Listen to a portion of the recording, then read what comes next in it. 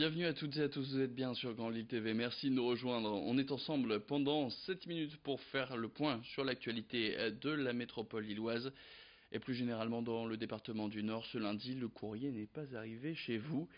La faute à une grève départementale menée devant le siège de la direction service courrier colis de Lille à l'appel des syndicats CGT, CFTC, CFDT et Sud PTT. Mobilisation qui n'est pas nouvelle, puisque les manifestants sont opposés depuis longtemps à une réorganisation annoncée des services de la Poste. Elle envisage en effet de séparer les activités de tri et de distribution de courrier, mais aussi de replanifier la journée des facteurs, ce qui les ferait prendre une pause le midi et terminer plus tard leur journée, chose à laquelle ils sont farouchement opposés. Des actions avaient déjà été menées ces dernières semaines, notamment lors de distribution des plis de vote.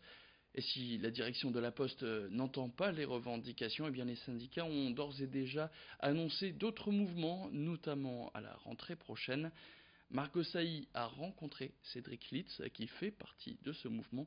Je vous propose tout de suite de l'écouter.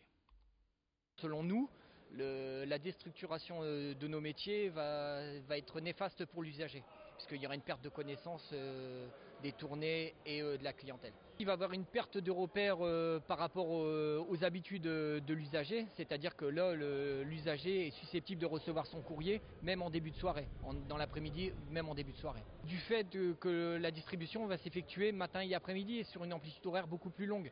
Donc forcément, il y aura un impact sur la réception du courrier pour les personnes. Au revoir le service militaire, bonjour le service national universel. Depuis une semaine, ce nouveau dispositif voulu par le gouvernement est en test dans la région, à savoir à Tourcoing et à Morbec.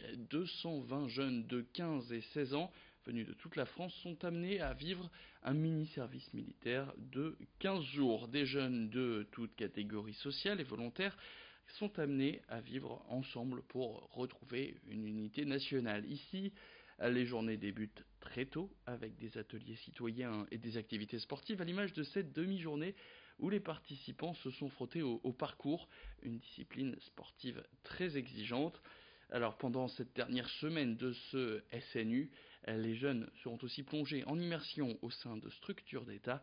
Xavier Silly est allé voir comment s'était passée cette première semaine de test. Le sens, d'abord le premier, ce serait la cohésion du groupe. Ils sont dans des maisonnées où ils sont mixés, brassés. Ils ne sont plus tous par département d'origine, mais on a brassé les départements. Donc ils ont fait de nouvelles rencontres et maintenant ils commencent à dire que ces rencontres sont intéressantes pour eux. Donc on atteint déjà un premier niveau d'objectif sur la diversité, l'acceptation de l'autre dans ses différences. Donc ça c'est très très important pour la citoyenneté. Ensuite, ils ont eu quelques activités où ils ont pu rencontrer des gens engagés, comme les pompiers. Ils ont rencontré un ancien résistant. Ils ont rencontré des policiers. Donc ça leur donne des idées. Alors pas forcément pour s'engager dans des structures d'État, mais pour en tout cas mettre du temps au service des autres. Et puis musique, sûrement nombre d'entre vous y étaient ce week-end, la 3e édition du festival La Bonne Aventure à Dunkerque, sur la plage et la digue de Malo. Une trentaine de groupes se sont produits gratuitement à l'image des têtes d'affiche Feu Chatterton, Charlotte Gainsbourg ou encore Thérapie Taxi. Une édition marquée, baignée par le soleil qui a séduit les visiteurs, chaque année de plus en plus nombreux, comme a pu le constater pour nous Louis Caillé. Dunkerque, il fait chaud, un truc de ouf. Ça fait plaisir. On va encore faire monter la température, la famille. C'est la deuxième fois que je viens. Je suis déjà venu l'année dernière et je suis tombé vraiment sous le charme. Je me suis dit mais c'est un festival où il y a tous les avantages quoi. La musique, le soleil, la plage, c'est gratuit. L'année dernière je suis venu, j'ai trouvé ça vraiment super. Je m'étais promis de revenir exactement au même endroit. Juste avant pour démarrer le festoche, être sur la plage, pouvoir boire une bonne bière et regarder la mer que je la vois pas souvent et qu'elle me manque.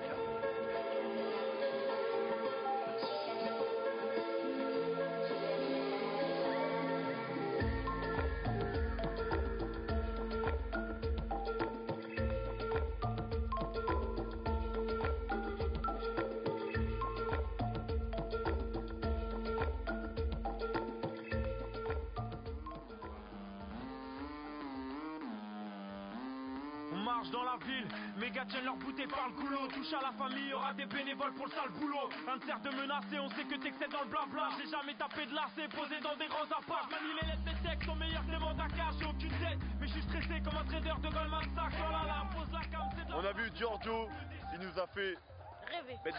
Très kiff, bête de scène.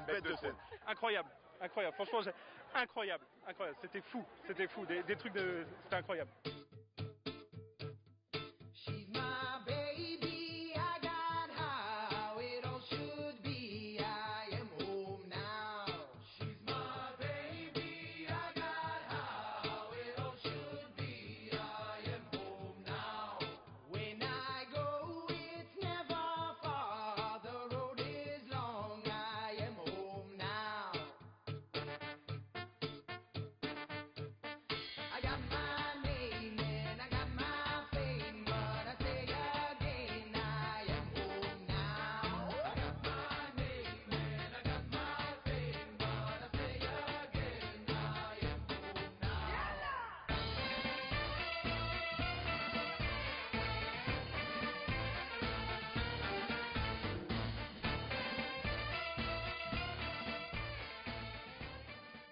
Voilà pour la musique, on se quitte avec un mot de sport pour terminer cette édition du football américain.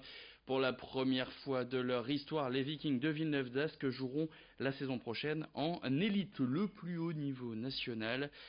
Cette saison en championnat, les joueurs de Villeneuve d'Ascq ont remporté 7 de leurs 8 matchs, puis 2 en play-off et enfin la finale de deuxième division. C'était donc ce samedi et les Vikings qui remportent le premier titre de champion de l'histoire du club, plus de 30 ans après sa création.